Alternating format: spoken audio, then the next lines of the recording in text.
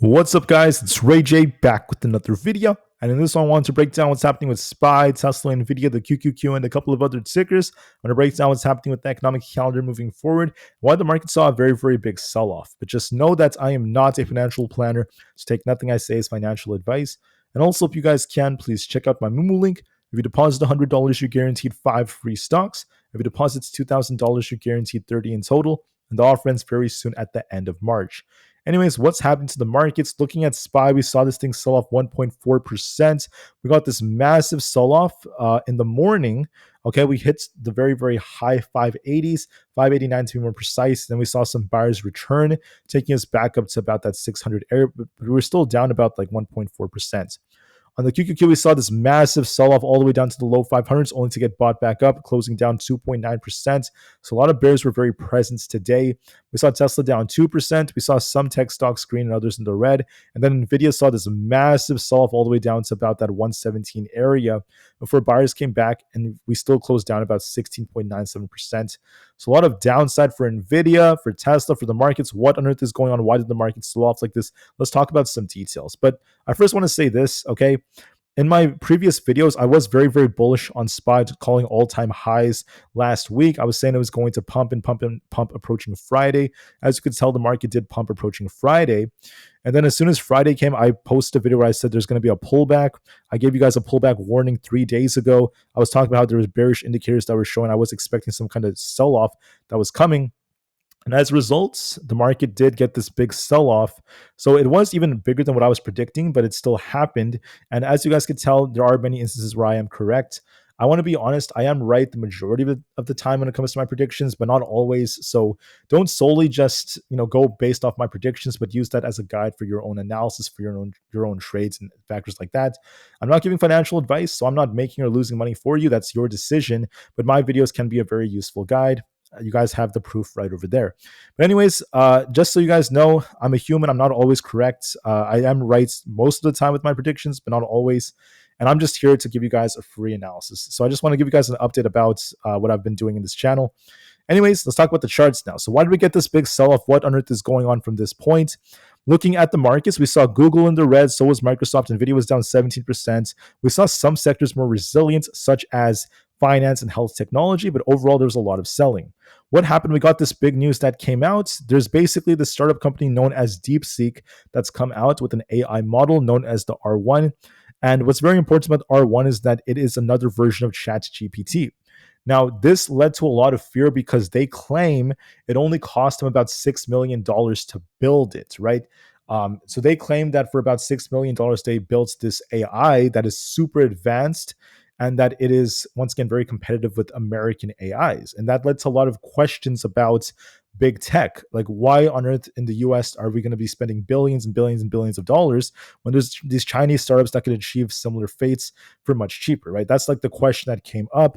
That led to a lot of fears and questions about our AI developments and the dominance that the US has at developing AI. And that led to a big sell-off. There's a lot of fear amidst that. However, there were some scientists, AI scientists, that came out who weighed in on this subject. And what they said is that it's not right to say that China is surpassing the US in terms of AI or anything like that. What's actually happening is that when you look at the DeepSeek models, okay, open source models are surpassing proprietary ones, meaning that DeepSeek has profited from open research and open source. That includes like Llama from Meta and these other open source models. So what does this mean? That means that they came up with new ideas and they built them on top of other people's work. So here in the US, these developers have made very, very awesome codes. They've built AIs like ChatGPT. They're very awesome and they're open sourced. So you could take those sources and then use that to develop your own technologies. So I'm not trying to take away credit, but I'm just trying to tell you that that's what is being looked at so far. And that's what the idea is. I do want to say that it's very impressive what many of these Chinese developers have done. I'm going to give them credit. They do work very hard and they have done a good job at making these models, but it's not safe to say that they've put in all the work themselves and they haven't benefited from US open sources, right? You have to give credit where it's due on both sides. And then the issue is that, sure, it's competitive with the US. Yes, they did well at developing this, but we don't have a true understanding of the amount of chips that were used to build this. in my personal opinion. And then we don't know the true costs because they could report it at $6 million. I don't necessarily want to say that that's truly trustworthy until we see like full audits and factors like that.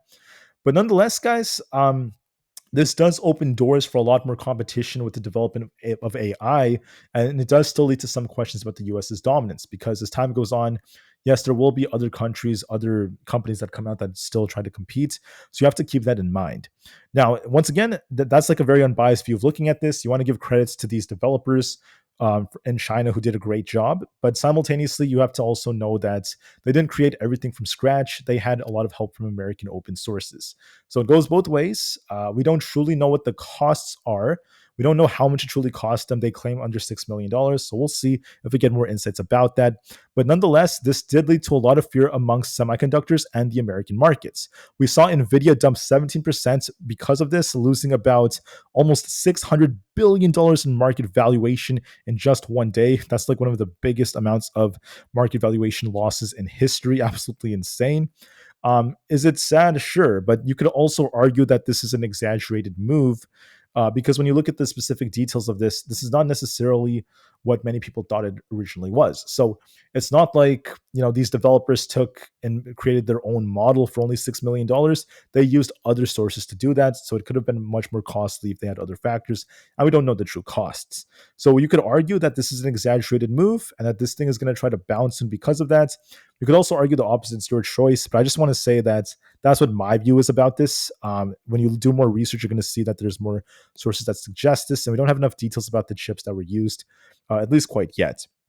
Now, when it comes to other factors out there, just know that tomorrow is going to be Tuesday, January 28th at 10 o'clock a.m. Eastern Standard Time. We have the Richmond Fed Manufacturing Index, shipments, and services revenues reports coming out. So look for some volatility at 10 a.m. tomorrow and at 10:30 a.m. I also want to note that tomorrow is going to be the last kind of like normal day of the markets, the last full normal day, because starting on Wednesday, we have FOMC coming out. Okay, that's going to cause a lot of volatility with Jerome Powell's speech. The market currently thinks there's a 96.8% chance that we're going to keep rates the same. And then after that, after the market closes, so after FOMC is done with, on Wednesday, we have Tesla, Meta, Microsoft, and IBM all announcing earnings, which will affect the market on Thursday. Then on Thursday itself, we also have after-market close, Aapl and Intel announcing earnings, which should affect us on Friday. So Wednesday through Friday is going to be absolute insanity for the markets. Lots of big tech earnings in FOMC. And then tomorrow is going to be the last quiet day. So just keep that in mind. If anything, we have Boeing, GM, Starbucks, and SAP all announcing earnings tomorrow, so keep that in mind. For today, we had SoFi and AT&T and just a couple of them. About SoFi, I went over these in the morning, but SoFi did not do too well. Despite the fact that earnings were okay, their guidance was relatively weak. Because of weak guidance for their EPS, their profitability, and their growth to come for Q1 of 2025, we saw the share price dump. So just keep that in mind. That's why SoFi was in the red. For other factors, there's a lot of fear still present in the markets. Could this be exaggerated? It's always a possibility, and we'll see if buyers return. We were just at all-time highs, and the only catalyst they used to dump us was the fact that this news came out involving the Chinese companies and etc. And then there's also the argument you can make the market was due for a sell-off, but you could argue it's exaggerated and the market wants to bounce soon. Momentum is at fear. We'll see if this holds or not. The put to call option ratio dumped all the way down to extreme greed. As soon as we hit extreme greed, the market dumped, just like what I was saying in my video yesterday. Now we're back to greed. And then the VIX, although it pumped, there's a massive gap below on the VIX. So we'll see if the VIX is about to fill that gap. So that being said, what do I see for the market from this point on? It's quite simple. I first want to talk about this. So SPY has this giant gap above. Okay, it's very obvious. The QQQ also has a giant gap above.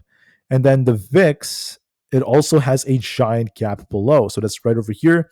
There's a giant gap below. So if we start losing support on the VIX and we start breaking resistance on SPY in the QQQ, the market could pump and this could dump to fill that gap. That's a stronger possibility. Is it a guarantee though? Not necessarily. That depends on some factors. So let's talk about what those factors are. So for SPY, it's very simple, okay? SPY is trying to fight to get back above 600.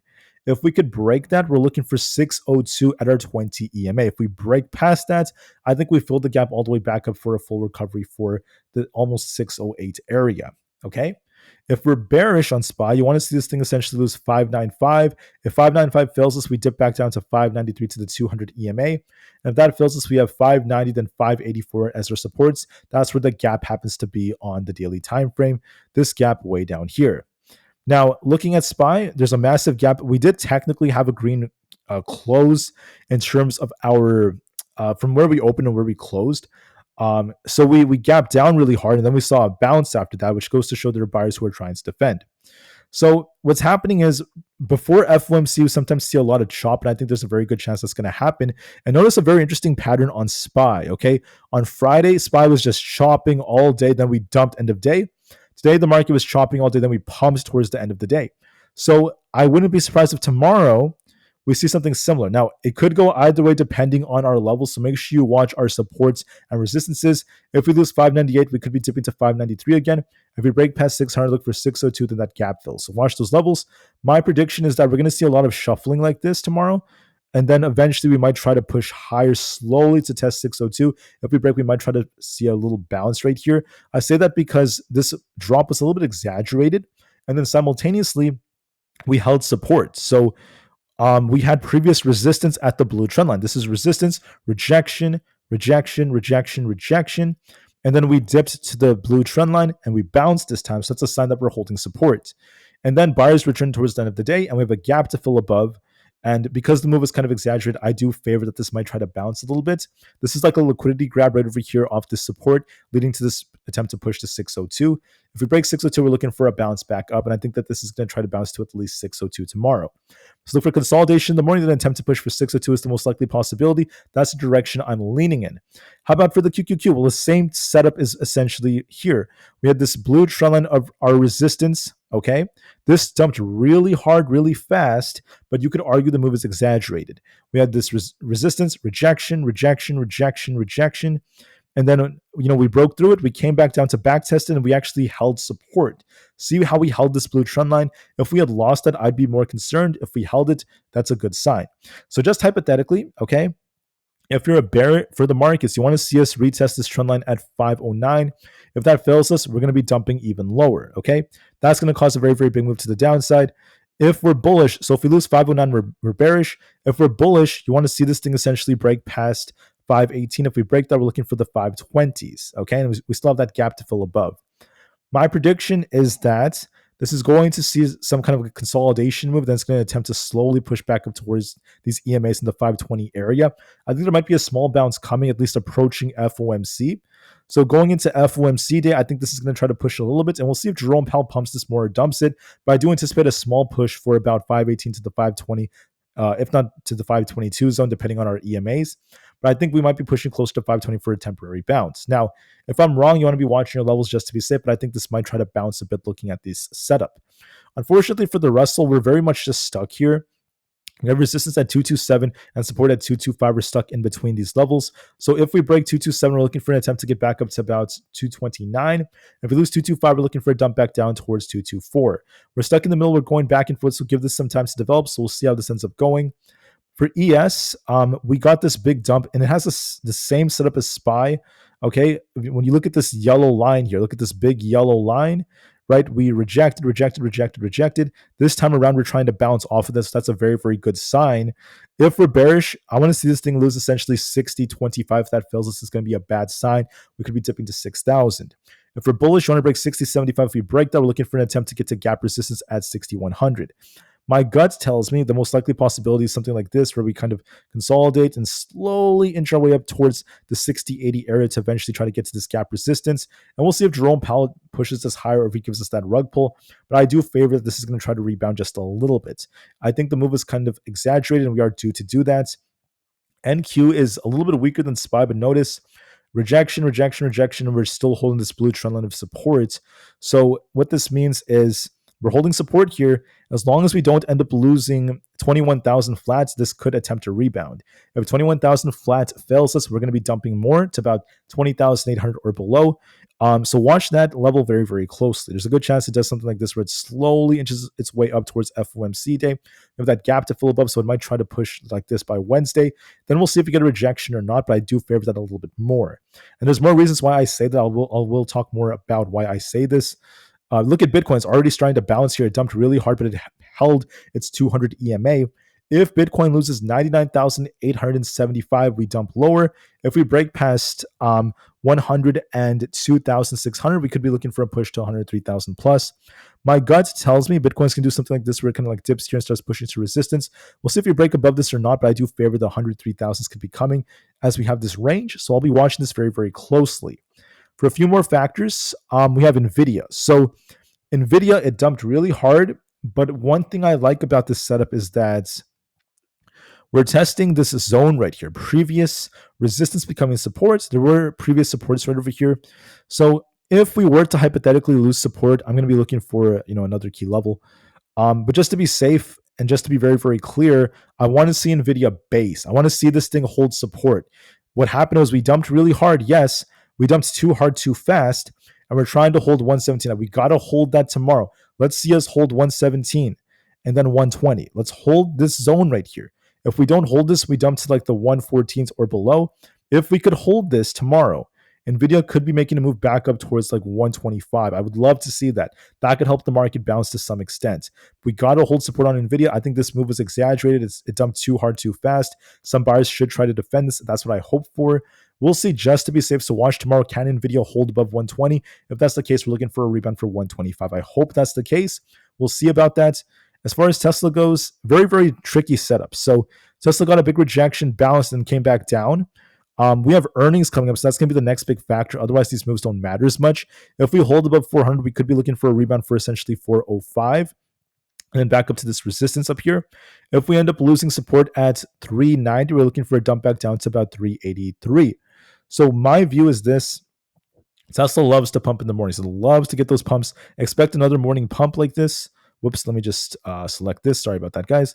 Let's try to pump right over here up to 405. We'll see if we try to get up to this trend line or not. And then we'll see if we reject again. Tesla has been known for rejecting off this yellow trend line. So look at the last couple of months.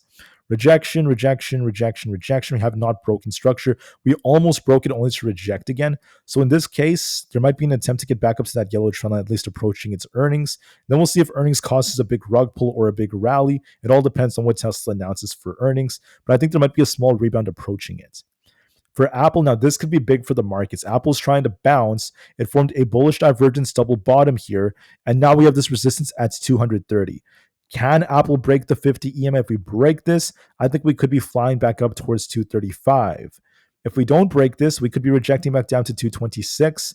We'll see if we bounce off that or not. I'm really hoping we try to break past 230. That could help this market to some extent. So my gut tells me we're going to do something like this where we see some kind of like rejection here. Small little dip here before it tries to push a little higher. Hopefully we could break past 230. If that's the case, this will push the market higher. And this could be another big catalyst.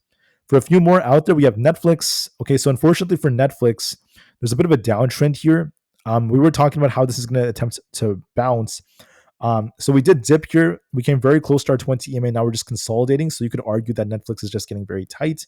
So we're in a consolidation phase. We're getting very, very tight. I do think a big move is going to be coming soon. So this is what I'm seeing, at least for now, just a very, very tight consolidation. I think we just continue to consolidate for now in this range before we see a much larger outcome.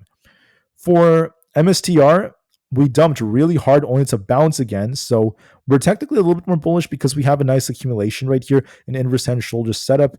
Although we dumped, we did make a higher low. We held above the low 300s, which is a good sign. And this setup typically favors that this will kind of dip here, try to grab liquidity at our 200 EMA and start pushing back up for the 360s. So I see potential in this. For Celsius, we're consolidating. I want to see this could get back above 25.7. If that's the case, we're looking for 26.5. We'll see if we get that bounce or not. For Supermicro, unfortunately, this got a big dump. It was trying to hold support at our key EMAs, but we got this big dump because of the news that came out. So unfortunately, this is still looking pretty weak. We have to try to base around here. I'm hoping we try to hold around 29. This is where it's had a lot of support in the past. So we got to try to hold this 29 area. If we hold this, I think this could try to bounce. If we lose 29, we're going to be dipping all the way down to like the 27s. So let's see if 29 holds us. If this holds, we could be trying to reclaim 30 tomorrow. I hope we hold 29 and we base just like Nvidia. We'll see just to be safe. Palantir dumped really hard. Notice that we grabbed liquidity down here. We dumped to about 70, then bounced. And now buyers came back. We got to try to hold above 76. If we break 76, we could try to fill this gap back up to 79. There's a potential setup on Palantir to try to bounce higher to fill that gap. For Rivian had a low here, came up, made a higher low, and is trying to bounce. If we break 13.1, we're looking for essentially 13.4. We're very flat right now, so I just think we're consolidating between the low 13s and the very, very mid 12s. I think we're just going back and forth, but we could slowly accumulate as time goes on. For SoFi, we dumped really hard. We're trying to bounce off our 200 EMAs, look for a test of 16.39, eventually 16.9 above that. So we'll see if we get that rebound. We're trying to hold support so far, and I think that after that big dump after earnings, it's going to try to bounce a bit. This dump could be a little exaggerated. Look for 16.39 to be tested tomorrow, maybe a bounce if that breaks. AMD obviously dumped with the markets. Let's see if we could base here around this 113-ish area. If we could base here, I'm going to be looking for an attempt to rebound for essentially 118. If we lose 114 to 113, we're looking for a bigger dump. I'm hoping we grab liquidity and we just try to bounce for 118. For ARM, we're on a bit of a downtrend right now. If we could break past 152, we're looking for that push for 157. And if we lose 143, we're looking for a dump back down towards 138. I hope we hold support and we try to bounce for 152, so give this some time to retest resistance. So give this some time. It depends on if we can hold support or not. So we're just range bound right here. If 143 fails us, we dump to 140. If we break 152, we bounce to 156. We're in the middle, but I hope we get that push for 156. For coin, we're in the middle. Also, this is like range bound. We're trying to hold 274 as long as it holds for 283, and eventually 288. If we lose 274, we could be dipping lower, but I'm hoping we bounce for 283, then 288. For Amazon, if we lose 235 and 233, we dump lower. As long as we're above 235, we could be pushing for 238 or above. I think we're holding 235 very nicely, and this has potential to push higher, so give this some time. For Meta's on a very, very nice uptrend so far, making higher highs and higher lows. We also grabbed liquidity very nicely, so it's still bullish. There's a lot of buyers who are excited about earnings. I hope this does not develop into like a buy the rumor, sell the news event. But anyways, it's bullish. It looks like it wants to go for 670. There's no sign of this stopping right now. It still looks bullish. It dumped really hard after the news came out and it made a full recovery. There's lots of buyers defending it, so that's a good sign. Same thing with Microsoft. We're showing life here. If Microsoft ends up losing 432 and then 430, we're looking for a dip back down towards 423. If we hold above 436, we're looking for that gap fill back up for the 440 area. So let's see if 436 breaks tomorrow for 440, then 443. We look bullish, looking pretty good. Google's looking a little bit lackluster compared to Microsoft. I want to see it reclaim at least 197 to bounce and fill this gap. If it can't do that, we're looking for 192 to hold. If that doesn't hold, we dip lower. It's in the middle here. It's just consolidating. So it may consolidate between 192 and 195, and we'll see if we bounce or not. But I just see some weakness at least nonetheless. GameStop is looking bearish. We want to see if this could reclaim 27.73. Otherwise, we favor downside for 26.5. AMC is kind of rejecting here. We'll see if we reclaim 3.3. Otherwise, we favor downside back down to the low 3s. So just keep that in mind. DJT is on a bit of a downtrend right now. We'll have to see if we can reclaim 31. If not, this may continue to dip to 28. The VIX, so here's what I want to say about the VIX. This has this massive gap to fill over here. Remember I was saying that this had a falling wedge? Well, yeah, we got this breakout, but now it's starting to dip again. So we got a big breakout to about 23 only to reject. We're up 20%. This may continue to slowly downtrend to fill this gap, especially if we lose 16.5 where the EMAs happen to be right here. If we lose 16.5 in the VIX, I'm expecting this gap to fill, and that could be bullish for the markets. The 10-year is going to make a big move depending on Powell, and so is the dollar. It all depends on what Jerome Powell, the big guy, says after FOMC. So for now, I think the market might try to rebound a bit, approaching FOMC, but whether or not it sees a much larger pump or a rug pull depends on what the big guy Jerome Powell says. I'll be waiting, guys. Until then, I thank you all so much for listening. Have a good rest of your day, and I'll be back in the next one for another updates. Thank you for listening, guys. Have a good one, and peace out.